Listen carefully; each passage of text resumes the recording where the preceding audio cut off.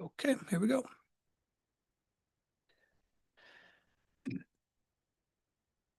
Welcome, everybody, to a special pre-Christmas edition of the Not Your Average Investor Show. Today, as the year ends, we go into our holiday break. We're talking about planning. Everybody has planning on their mind. How do you plan for 2026? And we received a great suggestion from one of our favorite community members, of Mystery Man Denny Davies, of we'd like an inside look into how JWB plans, how they get their data, how they create like the initiatives that they're going to go do. So Greg and I went to the JWB headquarters, a place that wouldn't exist if there wasn't for a bunch of planning, and pre-filmed a session talking about JWB's famous planning and how they do it. I think you're going to love it. I'm your host, Pablo Gonzalez. Greg is not with me today. He's already on his way to his Christmas stuff. I'm headed to Christmas stuff right after this, but I'm happy to be with you here today for the pre-Christmas roll call. Here we go. We got our leadoff batter, John Henning, kicking us off today. We got the KOB, King of the Beach, Christopher Lee from Fernandina Beach. We got the Patron Santorius of Northern Virginia of the Not Your Average Investor community. We got the Ringmaster, Drew Barnhill, joining us today. We got the Shaw man, Nadim Shah, with his trademark good morning, good afternoon from the Pacific Northwest. We got the Maven from the mountains of Denver meeting us today. We got Archibald Narty saying hello from Canada. Archibald, I feel like I've said that name before. If not, I hope that this is your first time coming. This is a different kind of show today, but make yourself comfortable. Make a friend here. We got the MVP, of course, checked in earlier in the chat. He says he's joining with his phone. Lee Bishop with a Merry Christmas. We got Laura Colby wishing from Washington State, wishing us all a wonderful Christmas and holiday season. You too, Laura. Good to have you. We got our regulars, Gary and Rosalind Riley from Marietta, California. We regard you. Good to have you. We got Leo Farakanan. Farakanan. Leo, good to have you back in the house, man. I feel like I've been seeing your name lately more. Pumped that you're making more time to be here live. We got the Mountain Man from Colorado, Billy Green, with his Merry Christmas from South Spork Ranch in Colorado. Merry Christmas to you. We got Il Maestro, world famous composer John Williams from Long Island, New York. We got Saran Jennings from New Jersey, wishing us a happy holidays as well. Good to have you, Saran. Chris Ronan, howdy, all from Texas. Chris, I feel like that's a new name. Welcome to the community, my friend. Have you been here before? Sorry that I don't remember, but happy to have you. We've got, who else? Oh, we got Tony D is in the house. Anthony Dida, good to have you, my friend. Season's greetings, he says. We got LinkedIn Lowry, loving the 70-degree weather right down the street in Jacksonville Beach. Ed Lowry, good to have you. We got Le Monsieur Regis Fonse from Leyland Nebaya. Bienvenue, Regis. Good to have you, my friend. Silvana Kuchar from New Jersey. Silvana, good to have you here as well. And great, Pedro Nacianceno from Jersey. Pedro, I haven't said your name in a while, man. Good to have you back. We got the fairy godmothers in the house. Jen Filzen sending much love and holiday greetings from Monterey, California. Linda Mercurio with a happy Hanukkah, Merry Christmas. Linda right up the street in South Carolina. Good to have you back. Linda Justine Herrera from Burbank, California. Good to have you, Justine. Great roll call today. I'm happy to HTTN's in the house. Good to have you as well. I'm a little bit under the weather today, still trying to bring the energy, but something that I would love to remind you all of, the Not Your Average Investor Show Summit tickets are all ready for sale in the community. You can get your tickets right now by going to jwbrealestatecapital.com/summit. I'm putting it here in the chat, and using the pre-sale code of Summit 2026. Joanna, if you can paste that in the chat so everybody can copy and paste. Summit 2026 is the pre-sale code. If you go to this website right now, this is so that you can start planning your travel. Get here February 18th. Make sure you're here for the 19th through the 21st here in Jacksonville. Extend your stay how you'd like. But we are deep into planning mode right now. So itinerary will be finalized here at the beginning of the year. Before right now, all you need to know is it's the usual. You get to see all your old friends, meet some new friends that you haven't seen before. JWB clients only. You can get your tickets here, $199, and you got to put in Summit 2026 in order to qualify, because right now we're only promoting it to the community, only 100 spots. It sells out every single year, so go ahead, get your tickets, book in. And now, this was actually really, really cool. Last week, I got to go into, the summit will be held at the JWB headquarters, the new downtown JWB headquarters that JWB will be moved into before summit by February 19th. And I got a little sneak peek of it last week. Greg, since we were trying to figure out how to do this show in a way that he could still go on vacation and stuff, but he still wanted to show up. We still wanted to talk about this planning process. Do we need to buy a ticket for a guest? Yes, Leslie, you buy one ticket per person.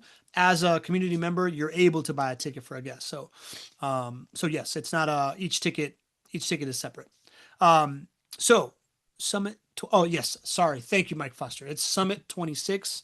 Mike Foster has it right in the chat. Summit 26. El gran amigos desde Duval. Good to see you, Bill Shields. All right. So I got a sneak peek into the JWB headquarters. Greg and I went into the space where JWB will be headquartered in downtown and filmed the show about the JWB planning process. Went in there, as you all know, like I run with Greg in the mornings. I'm always super curious about the planning process. Really got to dive in and uncover a bunch of like real insights about how your planning process at the end of the year should really start throughout the year, right? So you're not just kind of like forgetting all the insights you had from the first quarter, how you incorporate your team into it.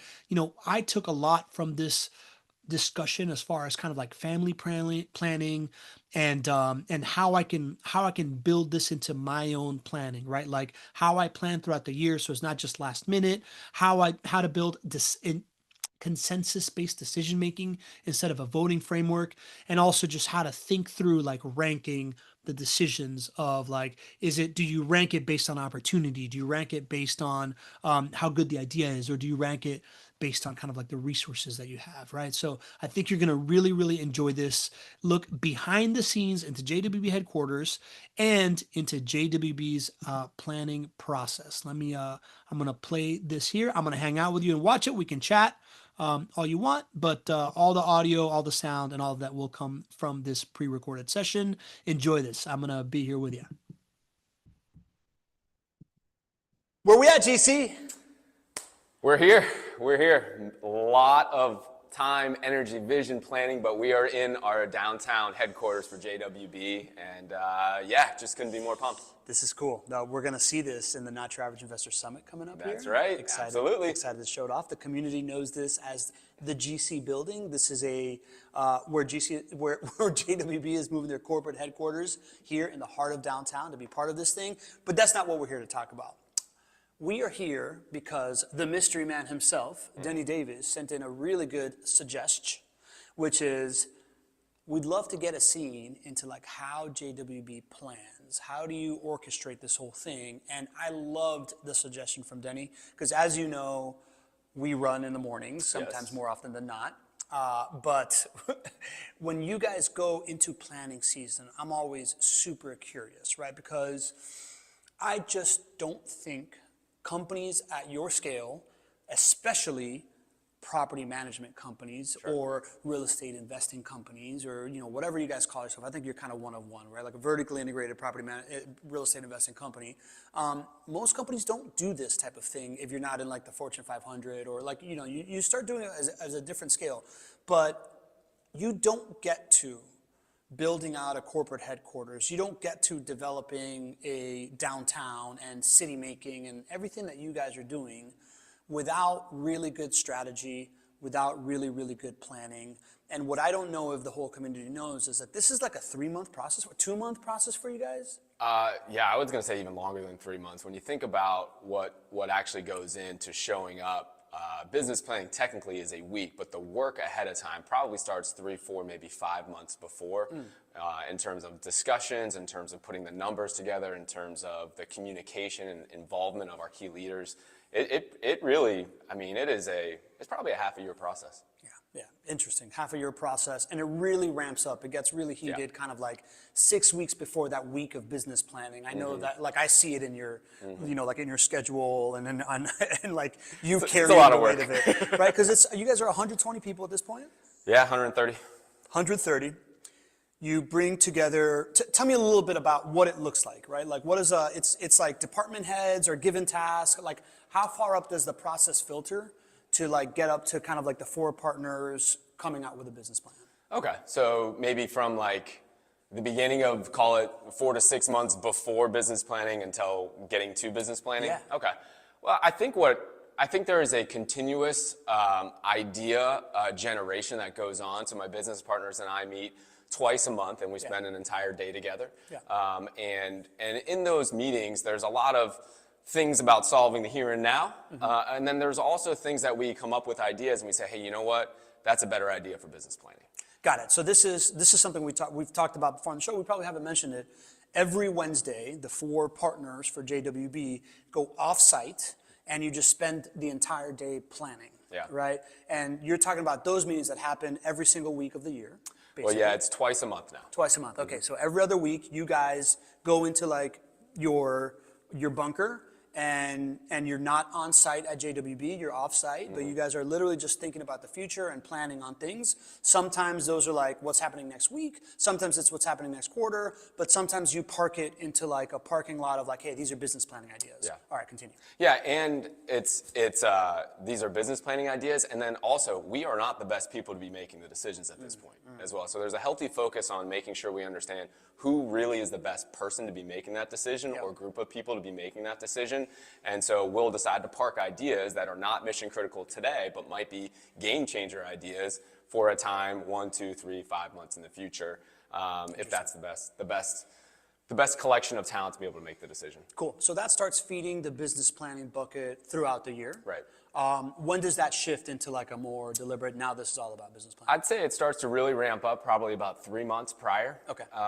And I think that's where it starts to shift from, we start to kind of think about what the agenda is going to look like for business planning that year. The agenda is very similar every single year. We've gotten into a nice routine. But as we start to think about how can we refine and make improvements from last year, we start to think about, okay, who's the collection of talent that needs to be in the room for that part of business planning? And if there are some new initiatives that we're considering, well, there's a lot of numbers that need to be put together. There's also just beyond the numbers. How does this fit with our mission? How does this fit with the team? Is this too much to bring to the team right now, even though it might be a really great financial idea? And so I think a lot of those are conversations-based, experience-based, meaning, hey, maybe we float this idea to certain folks on our team and say, hey, what do you think about this? Get feedback. And then I think a lot of that is just putting the numbers together. So if it's a brand new idea that we haven't done, then we need to go and vet it. We need to go and get information from maybe people inside JWB or outside JWB. And so I think all of that process takes time to be done right. And then I would say the bulk of it probably is just vetting out the numbers so that by the time we get close to business plan, the team who is proposing maybe a new idea not only has a really good sense of it is going to work, but they also have the numbers so that we can collectively get together and say, hey, this is a good thing to move forward on. Interesting. You know, when I first started thinking about we're going to have this conversation, I thought you do a whole bunch of research on the numbers and then you bring ideas. But what it sounds like is that you guys think of like, what are the internal resources that we're going to need? If like what needs to be true for us to put together this idea internally? And then if you feel like you have that internally and you think that there's enough capacity on a team, talent, right? Like you've told me you kind of like look for a who first before you look of, is it a good idea? 100%. And then you then go and like do the data gathering and the numbers gathering. I think that's a great point. I'm glad you brought it up. It's really about what is the right thing for our team first, and then do the numbers support it. Interesting. You know, if you think back about certain times that we've expanded and then maybe not expanded as much the next year, a lot of those decisions have been because of the team. Like an example is we bought 4 property management companies in the span of a year and a half. And that was a great thing for us financially, for our clients, for the business, all of those good things. But as we got through that process and we were in our 3rd or 4th acquisition, we realized the effect that it has on the team. And it's a lot of work. We didn't fully understand how integrating other businesses and systems and practices was going to take a toll. And so as we got through that process and we talked with the team, we said, hey, you know what? The next financial opportunity that we have to buy a property management company needs, first of all, it needs to be the right fit for our bandwidth and our resources on the team. And then in essence, we just told the team, hey, listen, we're going to be open to it, but in essence, the financials have to be that much better for us to consider this, which will allow us to staff and resource the next time that we go about it. That's super interesting, man. You know, that takes me to, in my first big job interview coming out of UF, my final job interview with like Masco Corporation, Fortune 500, I'm in a boardroom with like 3 VPs, I'm 22 years old. They asked me this question that's like, hey, what's more important? And they like rank this in order of importance. Like shareholders, customers, company employees, community, right? And I had to rank it, and I've thought about that for a really, really long time. And you know, I'm pretty sure I said like customers, employees, shareholders, community, right? What I'm hearing and what you're saying, which has kind of like hit me more and more, is the idea that if you don't value the team first, no matter how well-intended you are, right? Like if it's like, for you guys are like, let's make a bet on something. How much money can we make? That sounds cool. Like, how great is it for our clients? That sounds even better. But if you don't say, how will this impact the team first, then you risk letting down everything else. So it sounds like it's like your decision rubric, it's like team, then like client, then opportunity, or That's what we believe. Interesting. That's it's very much like Southwest Airways. Yeah. Right. Southwest, Herb Kelleher was the CEO. He was, I think, one of the first to say, hey, listen, the team, as a part of the decision-making process, think about the team first. And that might throw some people off. It threw me off when I first heard about it too. But then I said, okay, well, what churns the engine? What can you invest in that is going to make everything else great? And our belief is that if you invest in the team, then your client experiences will be great. They will be better. If you invest in the team and your client experiences are that much better than, you know, shareholders in this essence, if we were a Fortune 500 company, which we're not, but shareholder returns would be better. And so it's about understanding for us, and what we believe to be true is that's the thing that if we nail it with the team, not only does it limit the downside, it creates limitless financial opportunities for our investors and for us in the future. I think there's a really good parallel here for real estate investors. Yeah. Right? Do you know where I'm going with this? I think so, yeah. Right? Like I think as real estate investors, we've talked about this all the time. People have the wrong order of operations. Right? Like they'll look at an opportunity, they'll see a property, it's like, oh, look at this opportunity.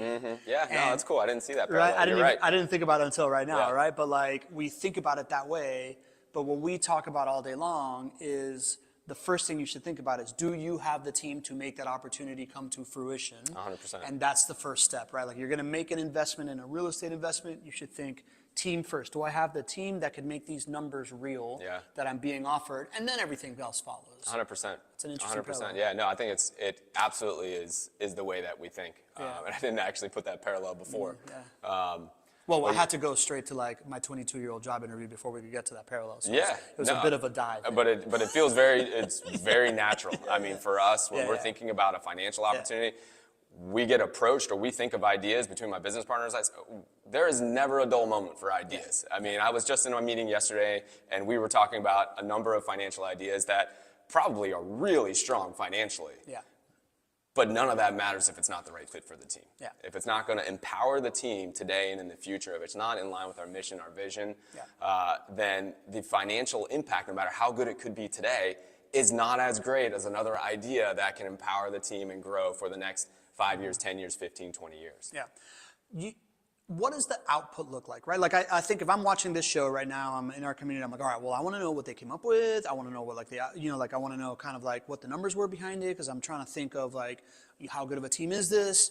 But we're going to do a show early in January. That's kind of like the JWB State of the Union. That's going to like talk about all the bets that you guys are going to make coming out of business planning. So we're not going to spend that much time on that.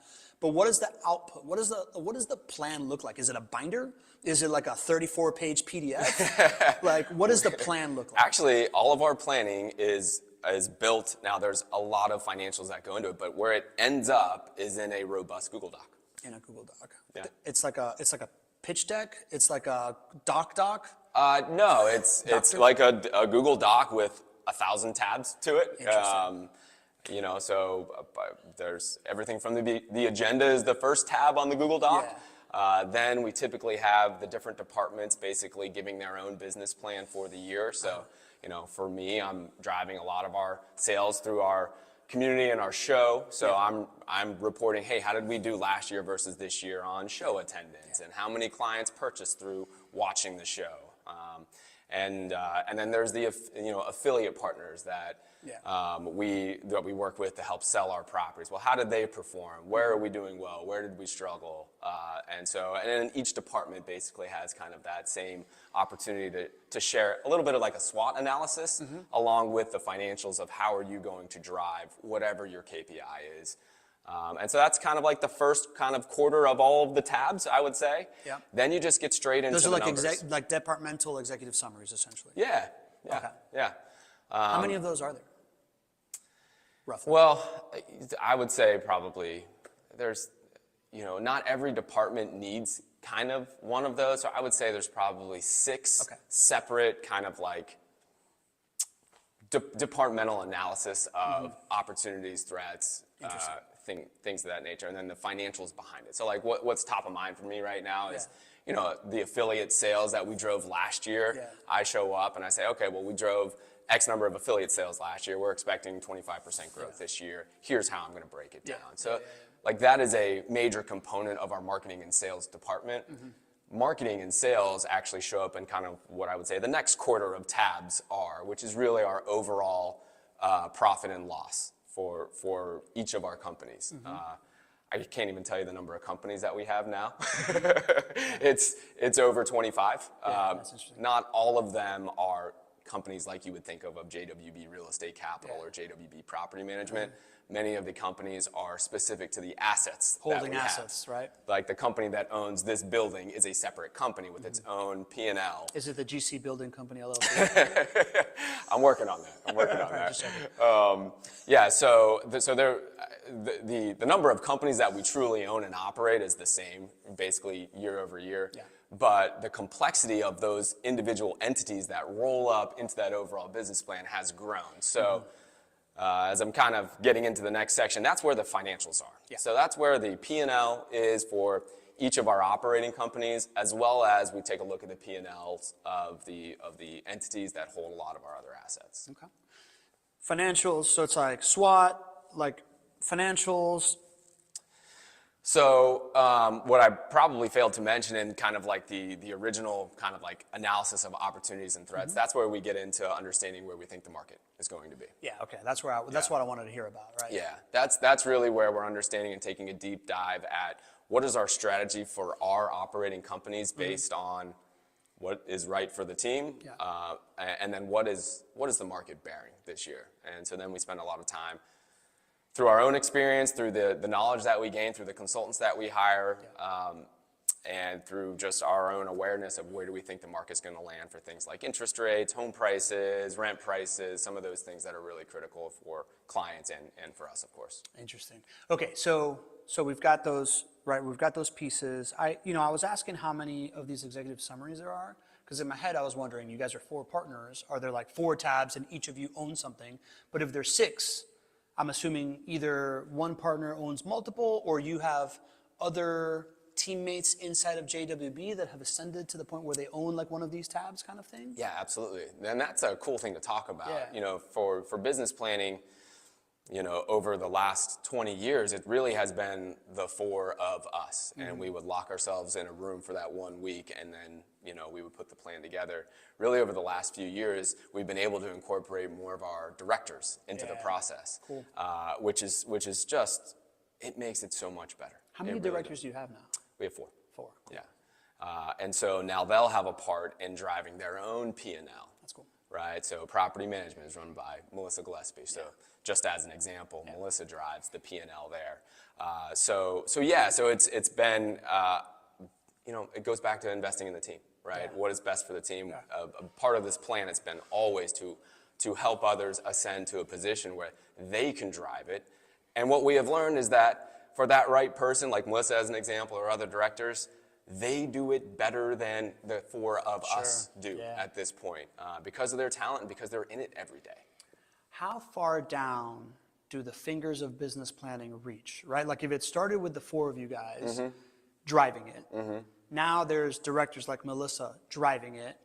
At what point as an employee in JWB am I actually contributing to that business plan? Like You know, like how, like if we're talking top down, where's the bottom up? Like how deep down? Help me does the bottom understand up a little bit, because I could give you just a standard answer of saying like everybody contributes, but I think you want more than that. Like, Yeah. what do you mean by contribute? I mean, like, if there's somebody driving it, you know, who else is on the bus, right? Like, and what do those seats look like, right? Like, I assume if I've worked at JWB for 6 months, I'm probably not being like asked, hey, what do you think the economy looks like next year? Well, sure. Yeah. But like, just help me understand kind of like how deep down those, you know, like, does Melissa have, you know, 2 other managers that kind of like they huddle up and do this, and then do those 2 managers bring in like maybe 1 person from their department each? Just give me like a picture. Yeah, 100%. And this comes into play as to why does it take whatever 3 to 6 months to effectively business plan for us at this point. You know, so Melissa knows that she's going to have an active role in driving the P&L for JWB Property Management. Well, she goes through all those activities that we used to do for a 1 to 3 month span prior, and she does that with her own team. Yeah. So Melissa's a director, she has managers, managers have supervisors, and then we have our staff. So all of the planning, you know, and I'm not 100% certain how far she includes our staff as a part of it, but I know our managers and our supervisors and Melissa are having one-on-one meetings for a period of months where it's like, hey guys, what ideas do you see that could drive the business in 2026? Yeah. What struggles did we have? How can we improve those? What are new ideas that we just have never done before? Then let's go and put the numbers to it. Then let's flesh it out. So that is a process completely separate from our collective business planning process. And it happens, I just happen to choose Melissa here, but that happens in every other department. You know, Mike Wolfel's our CFO. So there is a lot that Mike does with his team. And as a part of his responsibilities, he also, our DevOps and our tech rolls up to him, HR rolls up to him. So CFO is a title that, you know, doesn't do it justice for everything he does. So anyway, so there's a lot of conversations, and Lauren Alleman runs our sales and service, and then Jim Marshall runs our construction. So, you know, all of those folks are having, you know, 1, 2, 3 months of conversations, and then, you know, putting the numbers to it so that we can arrive probably, I'm going to say maybe a month before business planning, where everybody feels like they have their ducks in a row, and then we can, you know, go into business planning. Because that last month before business planning, you know what happens? Stuff always comes up, and then we always have things that change, and then there's always last minute requests, and so. Dude, it's kind of like we're planning for the Not Your Average Investor Summit. We've been talking about it for like 3 months. We had a meeting yesterday, and I completely blanked out on everything. You know, hey, like, I've been there too, brother. It's funny because you go from like, you know what the vision is and you know what the output is, and then I think we all tend to minimize what is that work in the middle of it that, you know, just how tough it is to pull it off. Yeah, and it sounds, you know, you're saying it's separate, but it sounds separate but parallel, right? Like it sounds like, just like we talked about, the partners have their like every other week meeting, some things are to be worked on immediately, some things get parked in that business planning thing. Sounds like everybody, each department has their like own parking lot for business planning ideas. Those things bubble up to the top. It sounds really, really systematic. Talk to me about that final week, man. That final week of business planning. Is it just like, the way that I picture it from the way that I see your schedule is just like you're in like a meeting from like 8 o'clock in the morning to like 8 o'clock at night with multiple people just jamming out ideas and getting to the end of it. You know, it's a really intense week, and it's intense because we literally lock ourselves in a room, our condo at the beach that we've done some of the shows from, right? Yeah. That's really where we do business planning. It starts early mornings, and now we all have families, so we try to get it done by 5, but it's got to be done that week. There is no alternative for this to spill over to the next week. And what always happens is, through the idea of rumbling around with these ideas, and through that process, new ideas emerge, and then you have to go through mini business planning like overnight to flesh out the idea, to talk with your team, to put the numbers together. And so that is always a part of business planning. So it's a very stressful week, but it's like you go into the Batcave. You go into the Batcave with your brothers, and now sisters too, on our team, who get to be a part of business planning. And we are in it. And I think, you know, what actually happens is we spend, you know, 8-10 hours for 5 days straight in one location.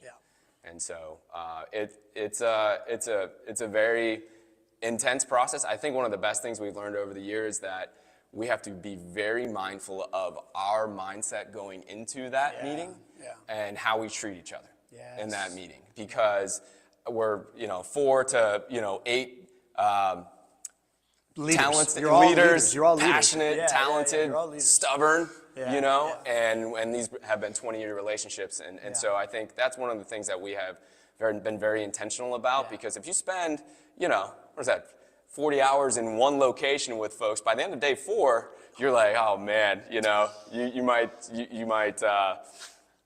just got to be on your A game, not just for your idea generation and what you're doing for the business, but how you're treating each Your other. emotions, Yeah. controlling your emotions and your 100%, triggers because and all that stuff. Not everybody gets what they want. Yeah, And you could come in so prepared and so passionate from your lens that you think this is the right thing for the business, and it just might not be. And to learn to accept that and understand that everybody and collectively, it is better for the group sometimes to not have that idea pass or to get your way is a maturation that I think we've been able to do over the 20 years that we probably didn't have in year 2, 3, 5. I wanna talk about that real quick, but I do wanna hit on that, right? I think I remember maybe 3 years ago, 4 years ago was when we first started talking about how much you guys have invested in consensus-based decision making and how important that is. I think it was in the light of you guys are 4 partners. That's most people can't have a partner. Right.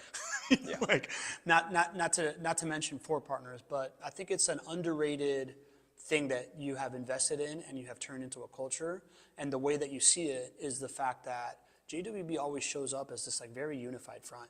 It feels very consistent of what people believe, how people talk about, and that really starts in these rooms of really bright, really driven, sometimes hard-headed people being able to put the ego aside, control their emotions and come to a consensus-based decision. I think it's been an incredible investment by you guys. It was something that we learned from one of our mentors. That's right.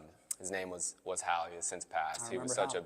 such a big influence on our business, and sometimes you cross paths with people in your journey. You just realize that you were so blessed to be in their presence. And you didn't know it was going to happen that way, and that was sort of our experience with Hal when he was mentoring us. Hal taught us the power of consensus decision making. Yeah. And prior to that, I think, I'm going back maybe 10 or 15 years now, so I don't remember exactly the details, but I do remember the thought that a vote made sense for us. At one point, I only had 2 business partners, and so it was very easy to do a vote.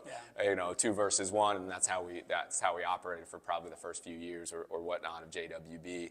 And Hal helped us see that was not going to build a sustainable business, and it was not going to be investing in the type of partnership that we wanted, and that we had to really challenge ourselves to come to consensus. And consensus means that you fully support an idea even if it's not exactly what you want. You fully lean in and support that idea because you believe that it's the best thing for everybody overall.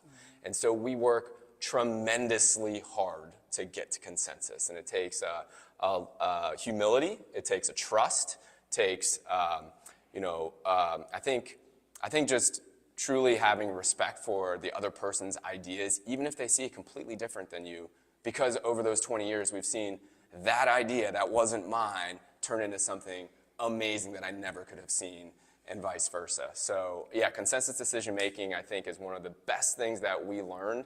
And for anybody who wants to have a lasting partnership, especially if you have business partners that come from diverse backgrounds, and there's many of them, which is, I don't know of another company that has 4 business partners that have survived for 20 years to do this kind of scale that we have. I would certainly encourage folks to learn more about and truly lean into consensus decision making. I love it, man. I think it's it's applicable not just for business partnerships. Yeah, no, you're 100% right on that, man. Yeah.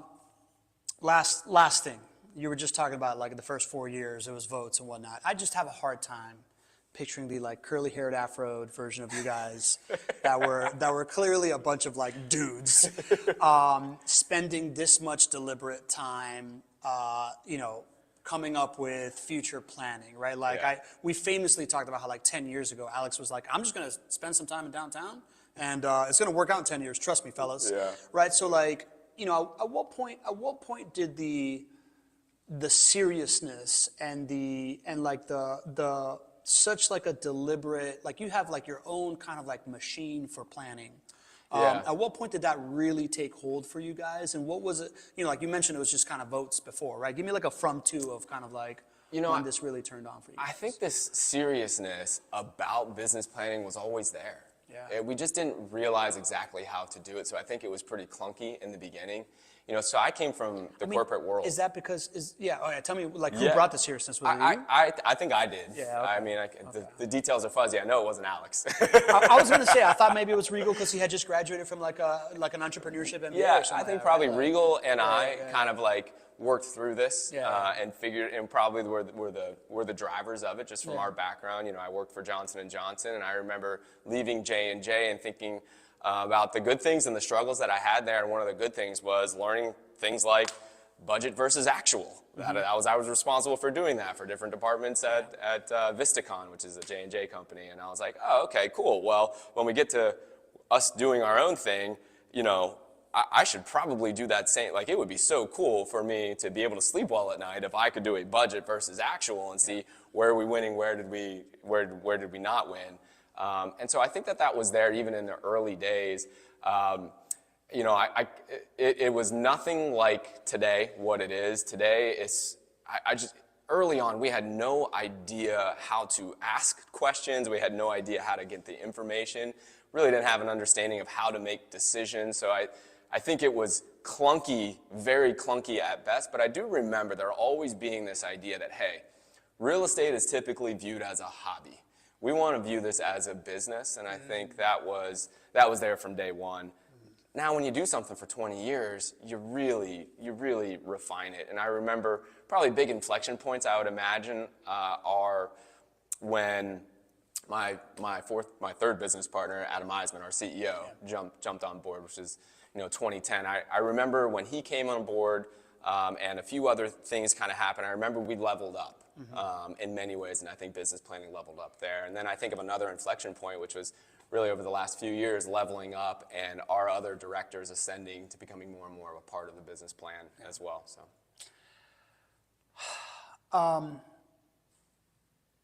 the importance of it, GC, just kind of like a final kind of like point on this. I would say takeaways that I'm taking from here is you were telling me that one of your teammates, like the library is right there, right? And you're telling me that like one of your teammates now gets a room in the library, brings his like wife in there or husband in there or like their partner, and they like do family business planning, right? Like people start to feel how, like I've been doing my weekly family meetings, right? Like, which is kind of like our own planning. I'm trying to figure out what my yearly planning is, but like the importance of this in order to preserve longevity in partnerships and in relationships. Just give me a little bit about that as just like a kind of like the big why here. Well, so when you first started going down that path, the first thing that came into my head is like, why do we do this? Yeah. And I go to the amount of responsibility that we have. Yeah. We manage over $1 billion of real estate. We are so lucky to serve our clients, and they're putting their trust in us to help them accomplish their financial outcomes, and it's something that motivates us. But it's a huge responsibility. I mean, to be able to have to deliver $5-6 million of rent to our owners every single month, and to show up and do that every single month, no matter what happens in the world, to do that on a monthly basis, and for it to be so visible to folks and so impactful going into your bottom line every single month is an awesome responsibility. So I think for me personally, that drives me.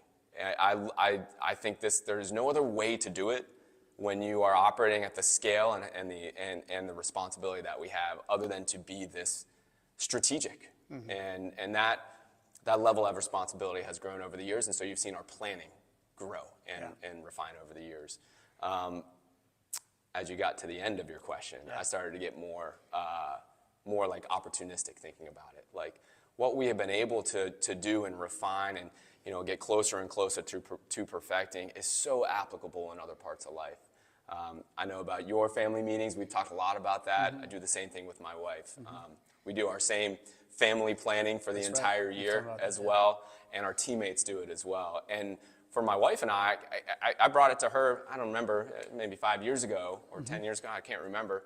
And I said, hey babe, what we're doing at JWB is really working, and clearly our marriage and our family is very different, but there's probably some things here that I think we could really use and help us.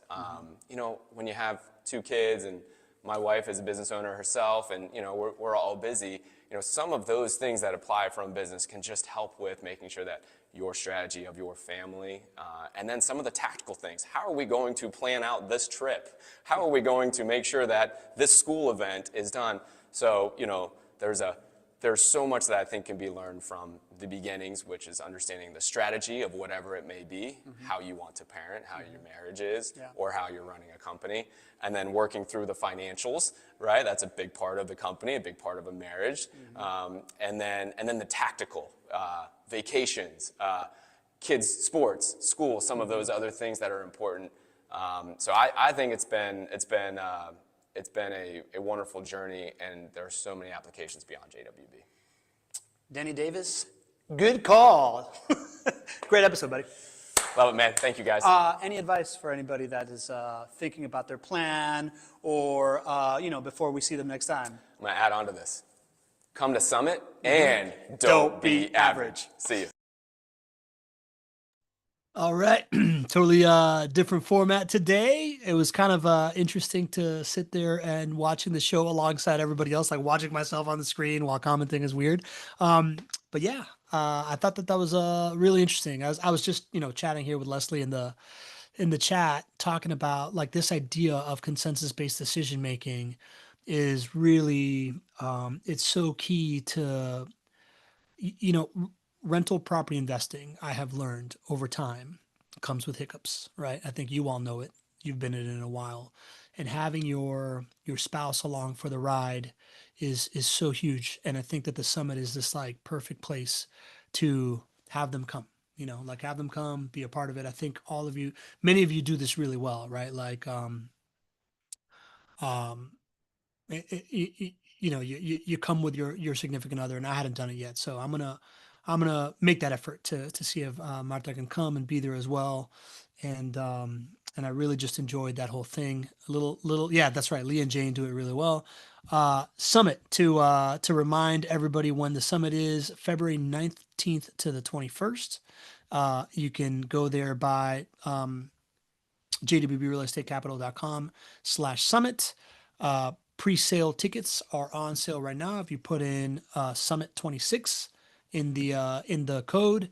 So please be there, and bring your significant other, and or bring a friend that you want to get involved into this, right? Like it's more clear than ever that real estate investing is a team sport, right? So come to Summit. Hope you enjoyed this. Hope you have a Merry Christmas or Happy Hanukkah or any holiday that you're celebrating right now. And I'll see you all next week. And last piece of advice, don't be average. See ya. Merry Christmas.